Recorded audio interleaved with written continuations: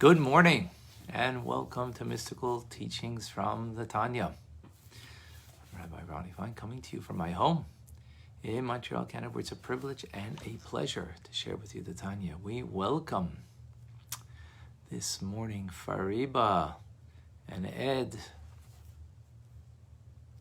Shalom. John, Boker Tov to you in North Carolina, and Gabriella in Stavanger, Norway. Good afternoon. Sigalitz, Boker Tov to you in New York, and Denise and Linda likewise in New York. Thank you for joining last night. Rust, Shalom. Am Yisrael Chai from Boca. Absolutely. Margaret Lozata from Poland. Welcome, Linda. Good morning. And Rena, Boker Tov to you in Colorado. How are you in Miami? Boker Tov. Heather is with us from Norway, Connecticut. Good morning. Brian from San Jose, California. Bright and early. Shalom. And good afternoon to Erica in Norway. Pablo from Florida. Welcome. David is with us from South Africa. Wonderful. And Sarah Malka from Charlotte, North Carolina. Thank you for joining as always, and thank you for your kindness as always. Batya and David, good morning from Montreal, and Paula from Bakersfield, California. Okay, folks. Today we learn the second letter of Igeres HaKodesh. The Alter Rebbe, as I'm sure we're very familiar with, was imprisoned 53 days, trumped up charges for sending, many charges. Most serious crime was that he was sending monies to the foes of the Tsar of Russia, which was the Ottoman Empire. Ottoman Empire controlled Israel at the time, and indeed the Alter Rebbe was sending money to poor families there that needed help, to the Hasidic community there. And he was in prison. He was released from prison, Yutes Chav Kislev, the year 1798. And that day, of course, is a great celebration. This letter we're going to read now is a famous one called Ketonti. I am small, I am humbled, a word from, or a phrase from Jacob, our forefather. And this is a statement that he's making to his Hasidim upon release from prison. It is upon the arrival from where he was in state prison in Petersburg, then the capital of Russia. And as the phrase goes, this is noch Petersburg, this is after Petersburg, and then becomes the second, this is the second letter, which is a hint to the second wave, shall we say, in Hasidic teachings, that now being exonerated from heaven, ultimately. This was a heavenly decree. Everything is from heaven. And this, of course, a tzaddik, a righteous person, being in prison is most definitely a heavenly decree. And it was a question of these teachings that we are learning, whether the world is ready for it. And as the Baal Shem Tov and the Mezritcher Maggid came to him and told him, yes, when you leave and get out of prison, the second wave, the second greater and more prolific dissemination of these teachings will come about, will be necessitated. So this is a letter and a statement to the Chassidim and how to look at the imprisonment and the release from prison, how to look at the other Jewish people who were responsible for telling the authorities false or giving false charges to the authorities that got him in prison, and how we should deal with such individuals. So, with that preface, quoting from the book of Genesis, from Jacob, our forefather, that he was going to meet Esau, his brother, who he had not seen for 22 years. And he left him last, taking rightfully the firstborn blessings. And Esau was very upset, and now he's afraid that he's coming after him, and he's fearful for his life. So he says, Ketonti mikol chasadim mikol emes. I have become small from all the favors and from all of the truth. Now, we have to understand that God has promised Yaakov that I'm going to be there for you. So why is he saying, excuse me, why is he saying that I'm small, that I feel undeserved? So the Alter Rebbe explains that what does this mean is God had done so many favors to him, so much kindness, that what that did was make him small, make him feel humble.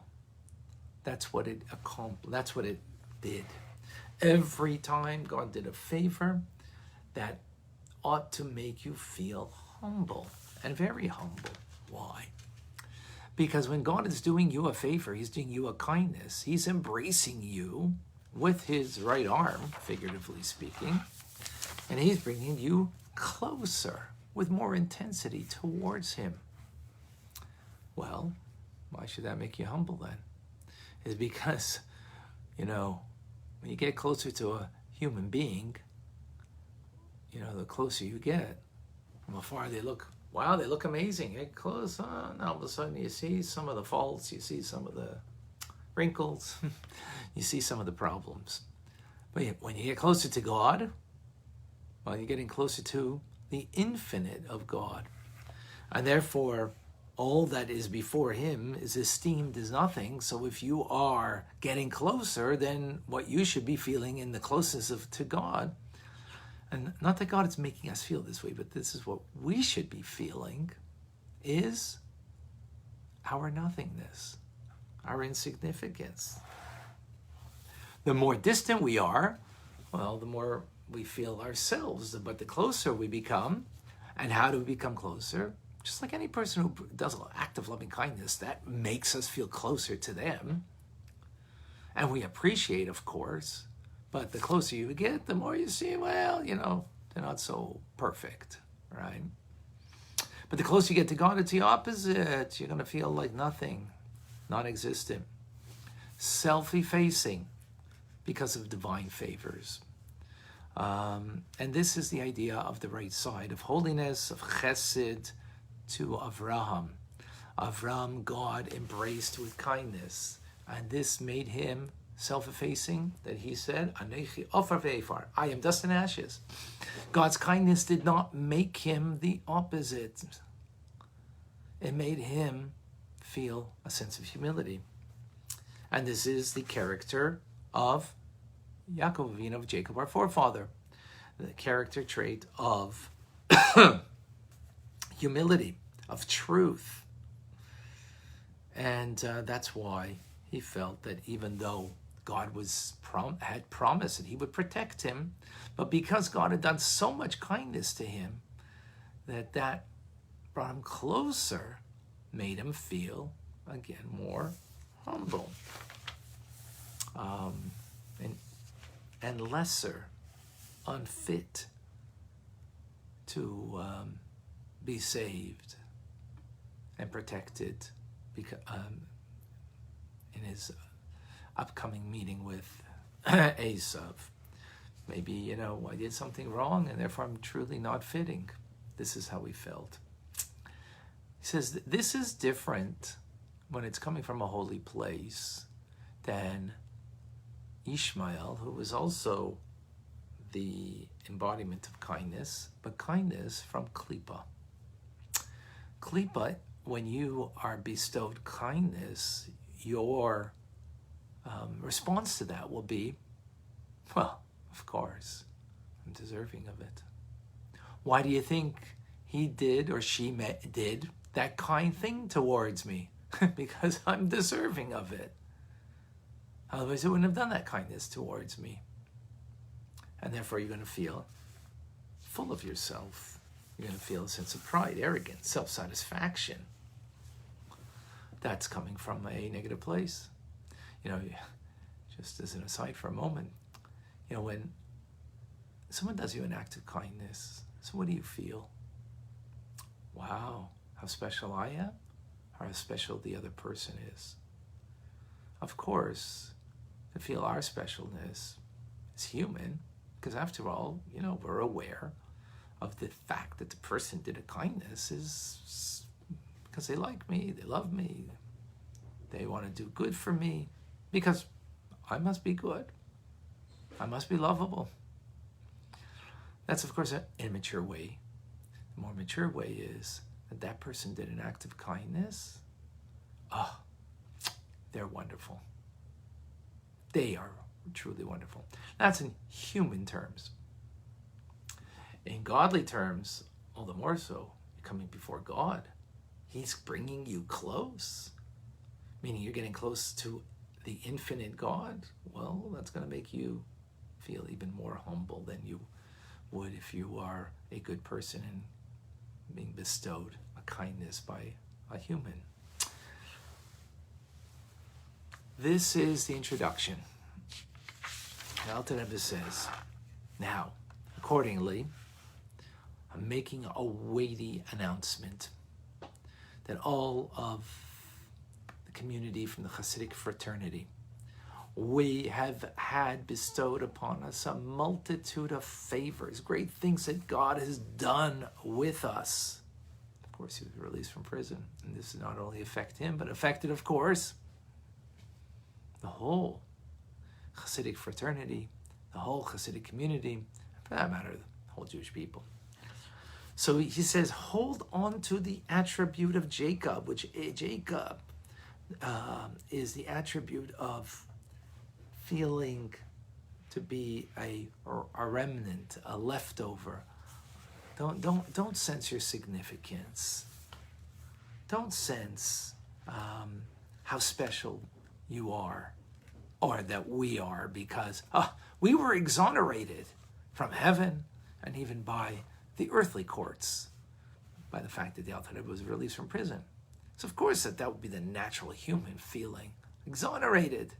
Heaven is on our side. He said, no, let the men of our fraternity not be haughty in relation to their brethren, meaning the opponents, the Misnagdim that were opponents who caused the arrest of the Alter Rebbe. Don't jeer them. Don't whistle derisively towards them. And the Alter Rebbe says it's a strict warning. Mention nothing. Say not a word to the opponents. Remember, Jews lived among Jews, and Chassidim lived amongst non-Chassidim, those who were responsible for the Alter Rebbe's arrest. It says, with humility and a soft answer that turns away anger, and with a restrained spirit is the way we need to deal with.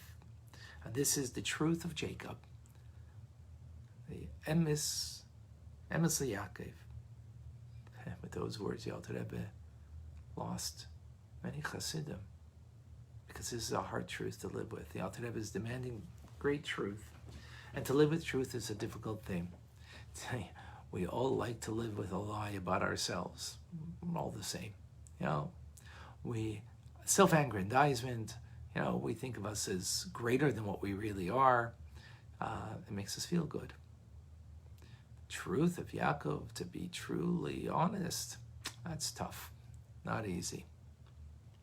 That's what the Alter Rebbe is demanding over here, and therefore we should have this humility and speak in a soft way with no anger towards these people. Just think about it. If you're a chassid of your Rebbe, and these people were responsible for his incarceration, 53 days. He went through difficult times. And now he's released from prison. Not only going to feel great about this and feel, what's the word? Sort of a sense of haughtiness, Our movement has been exonerated. Our teachings on high have been accepted. We're in the right, you're in the wrong. Natural feelings. No, humility. And the Alter Rebbe concludes that perhaps God will put a conciliatory and loving response into the heart of their brethren. As water reflects one's face, so too does the heart of one man reflect the heart of another. And maybe we'll be able to touch their hearts as a result. This is the statement the Alter Rebbe makes to his Chassidim to forewarn any sense of haughtiness, any sense of self-aggrandizement. And we're not talking about, talking here over your Rebbe and the teachings that you hold so dear and all been exonerated. Yet, humility. Ketonti mikol chsadim. Why? Because when God brings you close, you don't feel your specialness. You feel the specialness of God, and therefore, closer to God means more nullified to God, more sense of, less sense rather, of feeling self, and the significance of self is the overriding sentiment. I hope that's clear. Very powerful. Very powerful. Aaron from Colombia, Boker Tov. Jean, Boker Tov to you in Colorado. Thank you. Danielle, Boker Tov. Rick from the Chicago area, good morning. Golda, God bless you. Irene, thank you for joining. Cameron from Santa Rosa, Boker Tov. Ellen from LA, Julie from Florida, Vavyud, Shalom, Susan from Scranton, Pennsylvania, Annie from Costa Rica, Cindy is with us from Florida, Chana Boker Tov, David from Montreal, Dishon, Shalom, Sibagabo, oh, I'm sure I got that wrong, from Uganda. All right, wonderful. From the Jewish community there, wonderful.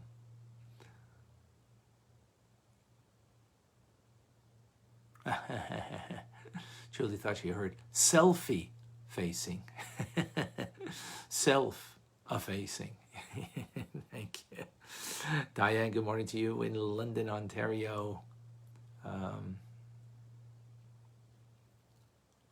Yes, we lie best when we lie to ourselves. Exactly. From Israel and Netanya, Jonathan, thank you for joining. Imar, thank you. Russ, yes, the essence of humility. I think we're having a bad connection over here. All right.